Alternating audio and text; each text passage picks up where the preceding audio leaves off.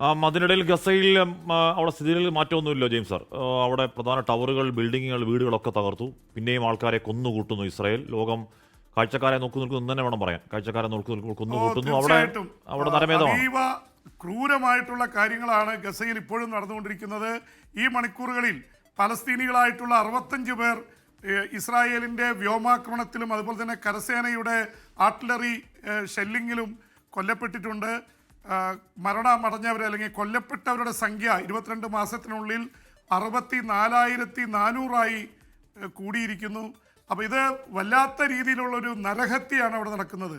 ഈ നരകവാതിലുകൾ തുറന്നിരിക്കുന്നു എന്നുള്ള രീതിയിലാണ് അന്താരാഷ്ട്ര മാധ്യമങ്ങളൊക്കെ അവിടെ റിപ്പോർട്ട് ചെയ്തുകൊണ്ടിരിക്കുന്നത്. ഗസ സിറ്റി പിടിക്കാനുള്ള നീക്കമാണ് ഇസ്രായേലിൻ്റെ കരസേനയും വ്യോമസേനയുടെ അകമ്പടിയോടെ നടത്തിക്കൊണ്ടിരിക്കുന്നത്. അവിടുത്തെ 2 ടവറുകൾ നേരത്തെ തകർത്തിരുന്നു. ആദ്യ ടവർ 12 നില കെട്ടിടമാണ് തകർത്ത് കളഞ്ഞത്. അവിടെ ആൾക്കാരൊക്കെ താമസിച്ചിരുന്നതാണ്. ഇന്നലെ തകർത്തത് 15 നില കെട്ടിടമാണ്. ഇപ്പോൾ ഏറ്റവും അവസാനം തകർത്തിരിക്കുന്ന 5 നിലകളുള്ള പല കെട്ടിടങ്ങൾ തകർത്തിരിക്കുന്നു. ഏതാണ്ട് 50ഓളം വലിയ കെട്ടിടങ്ങൾ ഈ ദിവസങ്ങളിൽ മാത്രം തകർത്തുവെന്നാണ്. അതിൽ ഒരുപാട് പേര് കുടുങ്ങിക്കിടപ്പുണ്ട്. അതുകൂടാതെയാണ് ഈ മരണസംഖ്യ വരുന്നത്. ഇന്നും 65-ലേറെ പേർ കൊല്ലപ്പെട്ടിരിക്കുന്നു എന്ന വാർത്ത വരുന്നു. ഇതിനിടയിൽ ഇസ്രായേൽ ഒരു ഇത് പറഞ്ഞിട്ടുണ്ട്, ഹമാസ് ആയുധം വെച്ച് കീഴടങ്ങിയാൽ ഞങ്ങൾ യുദ്ധം അവസാനിപ്പിക്കാം, ബന്ദികളെ വിട്ടുകൊടുക്കുകയും ചെയ്യണം എന്ന് ഇസ്രായേൽ പറഞ്ഞിരിക്കുന്നു. ഹമാസ് അത് തള്ളിയെന്ന് മാത്രമല്ല, ഇസ്രായേൽ സേന ഗസയിൽ നിന്ന് പിന്മാറിയാൽ ബന്ദികളെ വിട്ടയക്കാമെന്ന് ഹമാസ് പറയുന്നു. രണ്ടുപേരും തമ്മിൽ ഒരു തരത്തിലും യോജിക്കുന്നില്ല. അതിനിടയിൽ ചർച്ചകൾ നടക്കുന്നുണ്ട്.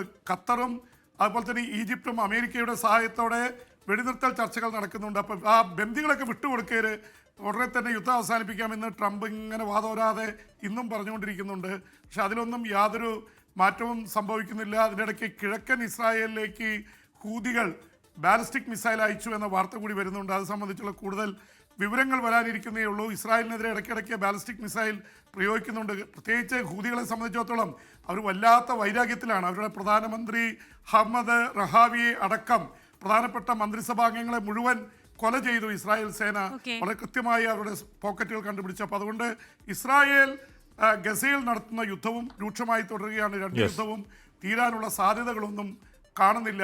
ക്രിസ്റ്റീന, ഹാഷ്മി. ഓക്കെ, എന്തായാലും അത് ഏകപക്ഷീയമാണ് എന്ന് പറഞ്ഞാൽ ഭക്ഷണം കൊടുക്കാവുന്ന കുഞ്ഞുങ്ങളെ വിളിച്ചു വരുത്തുകയും പോയിന്റ് ബ്ലാങ്കിൽ വെടിവെച്ച് കൊല്ലുകയും അങ്ങനെ വെടിവെച്ച് കൊല്ലുന്നതിൽ ചില ഇസ്രായേൽ സൈനികർക്കെങ്കിലും വിമുഖത ഉണ്ടാവുകയും അവരോട് മാറ്റുകയും ചെയ്ത വാർത്തയൊക്കെ നമുക്ക് പുറത്തേക്ക് വന്നതാണ്. അപ്പോൾ അത് യുദ്ധമല്ല, ഒരു തരത്തിലുള്ള നരമേധവും നരഹത്യ എന്നൊക്കെയാണ് അതിനെ വിളിക്കേണ്ടത്. ഓക്കെ, ലോകത്തെവിടെയായാലും ഏത് സമയത്തും 24 വാർത്തകളും ഓഗ്മെന്റഡ് റിയാലിറ്റി പാക്കേജുകളും എക്സ്പ്ലെയിനറുകളും വിശദമായി കാണാൻ ഞങ്ങളുടെ യൂട്യൂബ് ചാനൽ നിങ്ങൾക്ക് സബ്സ്ക്രൈബ് ചെയ്യാം.